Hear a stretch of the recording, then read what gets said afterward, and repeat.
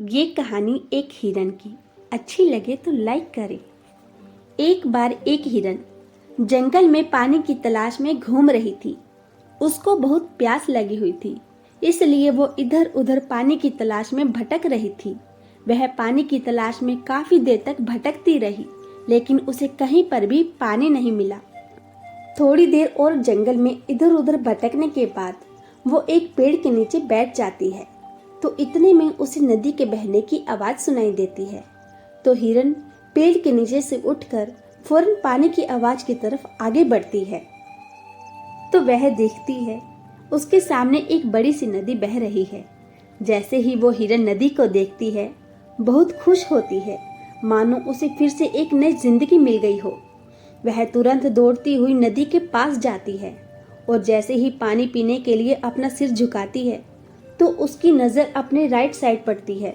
वह जैसे ही अपने राइट में देखती है, तो उसे एक शिकारी नजर आता है, हाथ में तीर लिए हुए, निशाना तान के खड़ा हुआ। फिर जैसे ही हिरन की नज़र अपने लेफ्ट साइड में पड़ती है, उसे झाड़ियों के पीछे एक शेर नजर आता है। अब हिरन पानी वानी सब भूल जाती है।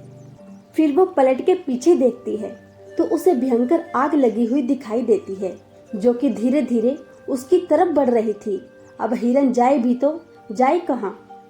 बेचारी हिरन राइट में देख रही तो शिकारी नजर आ रहा था, जो कि निशाना तान के खड़ा था, और अपने लेफ्ट में देख रही तो शेर नजर आ रहा था, और सामने गहरी लंबी चौड़ी नदी अपने तेज वेग में बह रही थी, और पीछे आग लगी हुई थी।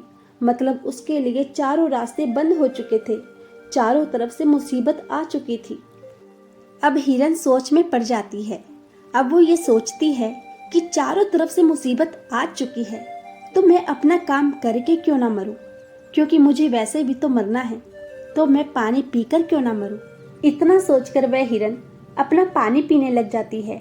लेकिन थोड़ी देर के बाद जैसे ही हिरन पानी पी रही थी, उतने में ऊपर से काले बादल छा जाते हैं। बादलों से बारिश होने लग जाती है।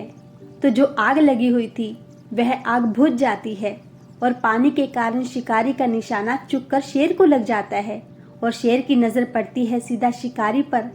तो शेर शिकारी के पीछे लग जाता है। जैसे ही हिरन पानी पीकर अपना सर उठाती है, तो वह अपने राइट में देखती है, उससे शेर भी नजर नहीं आता, और वह अपने पीछे मुड़कर देखती है, तो जो आग लगी हुई थी वो बुझ गई। मतलब सब कुछ सामान्य हो गया था।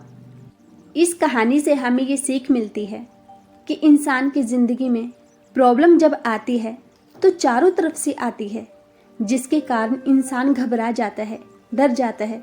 अपनी प्रॉब्लम से आपको ना तो डरना है और ना ही घबराना है, बस शांति से 2 मिनट के लिए सोचना है। हिरन के पास भी बहुत सारे ऑप्शन थे, या तो वो पानी में छलांग लगा सकती थी या इधर उधर भाग सकती थी, लेकिन उसने शांति से सोचा और वो अपने काम में लग गई। वो पानी पीने आई थी और पानी पीने लगी।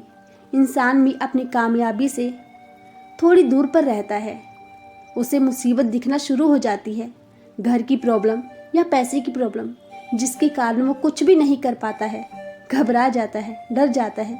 इसलिए आपको ना तो घबराना है और ना ही आपको डरना है, बस अपने काम पर बने रहना है।